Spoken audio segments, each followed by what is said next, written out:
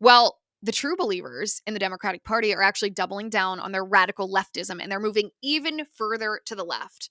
And as they move to the left, their attempts to stop the mega mandate that you gave to President Trump when you elected him are becoming more and more embarrassing for them. And to be honest, I think I speak for you as well as me when I say it's really enjoyable to watch this. They seem really intent on using the heckler's veto. The heckler's veto is, of course, the most insecure form of censorship that exists, that is known to mankind. Think about a college campus event. If you go to a college campus event and there's a conservative speaker like me or anybody else, Ben Shapiro, Michael Knowles, anybody who's on the Young America's Foundation speaker circuit, you'll go into this room. There'll be a podium and a mic and a stage. You'll be introduced. There's hundreds, if not thousands of college students in here eager to either hear what you have to say and agree with you or to disagree with you. There's the opportunity, this is important, there's the opportunity for them to come to the microphone after the speech and ask you a question to challenge you. It can be the hardest question that you've ever encountered. And yet, what do these leftists, these leftists, oftentimes students, although it's usually open to the public as well, what do they do instead of challenging at the mic after the remarks? Well, they disrupt. They yell. They try to drown out the speaker. And why do they do that? Well, it's not because they wouldn't have the opportunity to publicly state their dissent from your viewpoint. It's because they are so insecure about their own viewpoint, they don't actually think that they can disprove you. They don't think they can make their own argument and convince people of their own opinion. And so they use what's known as the heckler's veto. They're trying to drown you out so that nobody else can hear the points you're making. It's censorship, but it's the weakest, tiniest, most pathetic form of censorship. Now, if you're thinking, well, that reminds me of Congressman Al Green at President Trump's joint address to Congress. You're exactly right. That's what he did. The heckler's veto. He got the boot. This from J.D. Vance. This is like the best thing that I think J.D. Vance has ever done. Is you can tell that this vice president of ours, I would argue the best vice president of my lifetime, and perhaps even one of the best vice presidents in the history of our country. You can tell he's a good old boy from the Midwest, which I love because that's like something you'd see at a baseball game, something you'd see in a bar if some drunk guy got too much. Get him out of here. Get him out of here. And that's what J.D. Vance did when he was sitting behind the president next to the Speaker of the House, Mike Johnson, when Al Green was angrily shaking his cane at the president. Great optics for the Democrats. Exactly what they want to be known as. Al Green looks homeless, shaking his cane at the president. Good argument, sir. Well, he got the boot for attempting the heckler's veto during Trump's address. And he got the boot from Speaker of the House, Mike Johnson, who called the sergeant at arms and said, get this guy out of here. And now the whole House of Representatives has voted to censure him for his conduct. And they should. It's not appropriate behavior. It's not even just a comment that he yelled that you can kind of roll your eyes and say, just leave the toddler to his tantrum. Don't acknowledge this behavior. No. If you're going to disrupt to the point that the president has to stop his speech, you should face the penalty for that. But the Democrats, of course, and these are the people of Gavin Newsom's party, they're trying to stop the censure in Congress. Guess what they did to try to prevent this from happening? Guess what they did? They broke out into a song. Let's watch this. Its adoption of House Resolution 189, the House has resolved that Representative Al Green be censured, that Representative Al Green forthwith present himself in the well of the House of Representatives for the pronouncement of censure, and that Representative Al Green be censured with public reading of this resolution by the Speaker. He's still shaking his cane. He's actually just a brat. What are they singing?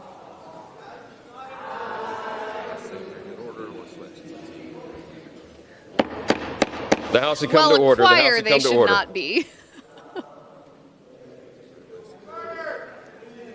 What's it? Wouldn't you love if Speaker Johnson just turned to the aide to the side of him and he goes, "What's that?"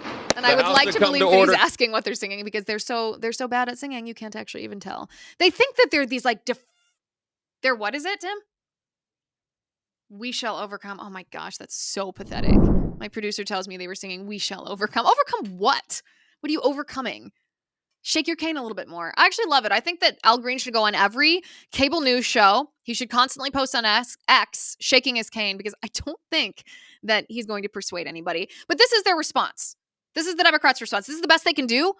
Well, of course, the reason that they engaged in the heckler's veto in the first place is because they have no actual argument. They cannot convince you that their policies are better than Trump's because they aren't. It's hatred of President Trump, pure and simple, which is hatred of you because you elected President Trump. They've got nothing else. They can't change their ways. They can't abandon their base, which is increasingly smaller. We are now facing in our nation something that I cannot remember ever facing, and that is we are facing an 80-20 situation. What is an 80-20 situation? An 80-20 situation is where 80% of the American people think that what Trump is doing is good. 80% of the American people support President Trump.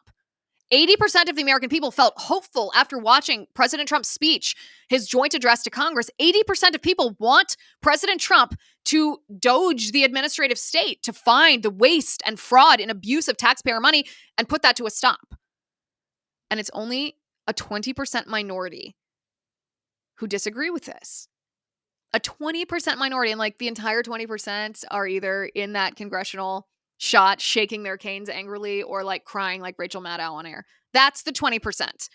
Now, Speaker Johnson recognizes this unique and unprecedented situation where Republicans not only have the mandate by nature of the fact that we voted for President Trump in huge margins, but that the American people right now, 6 weeks into the Trump presidency, are super on board with what President Trump's doing. He posted this on X last night. He said, President Trump's speech wasn't just a speech for the mainstream media. It was a speech for the American people. The way Democrats behaved was unserious. It was embarrassing. The contrast between our forward-looking vision and their temper tantrums was on display for all of America to see. Now, if you didn't watch the show yesterday that we did, I highly recommend that you do so because President Trump's speech, we did watch that.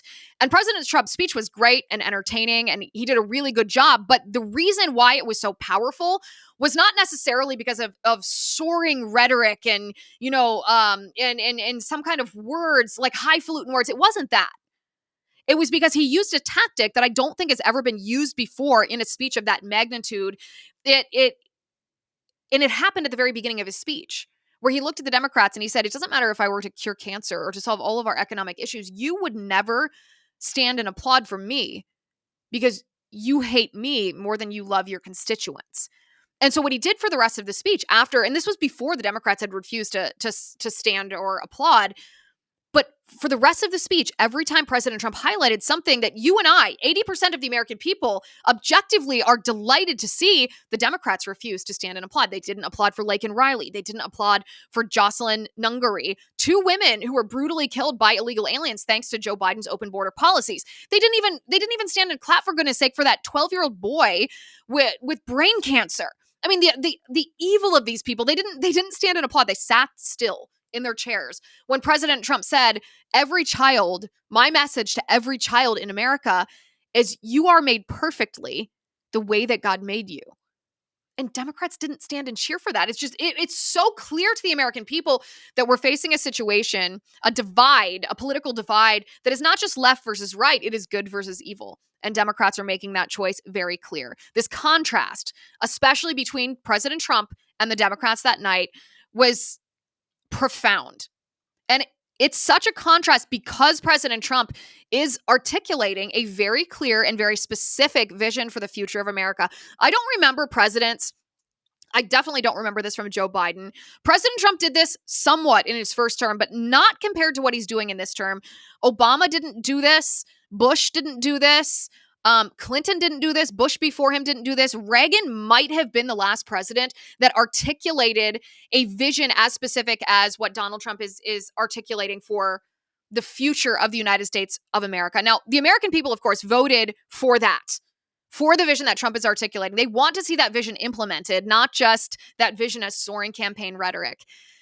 And then we have Speaker Johnson. Speaker Johnson is correct that Democrats are embarrassing themselves. We enjoy watching it, and we hope they continue to do so. And what was great, of course, is that Trump simply let the Democrats speak in their own words. He didn't have to insult them, use ad hominems. He just let us hear them speak. And then polls and the election proved that the American people reject what the Democrats stand for. But all that being said, Speaker Johnson needs to be careful, and he needs to understand something. The people did not vote, really, for the Republican Party. The people didn't really vote for the GOP, especially as Speaker Johnson understands it. We, the people, voted for President Trump and President Trump's agenda. Trump was able to celebrate this because he alone has completed so many executive orders. But executive orders, theoretically, can be undone by the next administration or struck down in court, even on bogus grounds, as we saw last night with that Supreme Court ruling. Speaker Johnson needs to know that Republicans will only be able to grow their majority if they pass President Trump's agenda into law.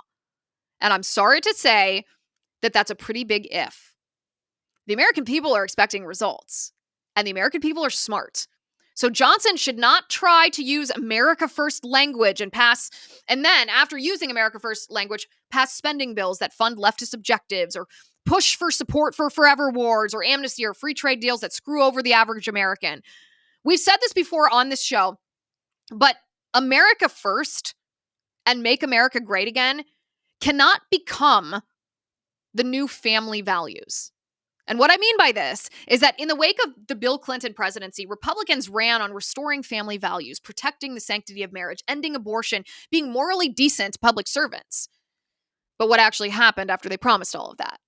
Well, they failed to conserve the sanctity of marriage. They continued to fund Planned Parenthood. They didn't end abortion at all, really. And many of them were and are scumbags in their personal lives. And yet, even in the midst of their failure, they still tried to claim, I support family values, as the country went to hell in a handbasket. And the American people rewarded them for this hypocrisy by not voting for them. It took Trump's vision to not just save our country, but to save the GOP. And it will take the action of Republicans in Congress passing bills that protect our border, our language, and our culture to not only save America, but to ensure that we thrive for years to come. So my message to Speaker Johnson today is enough talking, get to work. Remember the theme of this show. Actions speak louder than words, and your actions leave a little to be desired.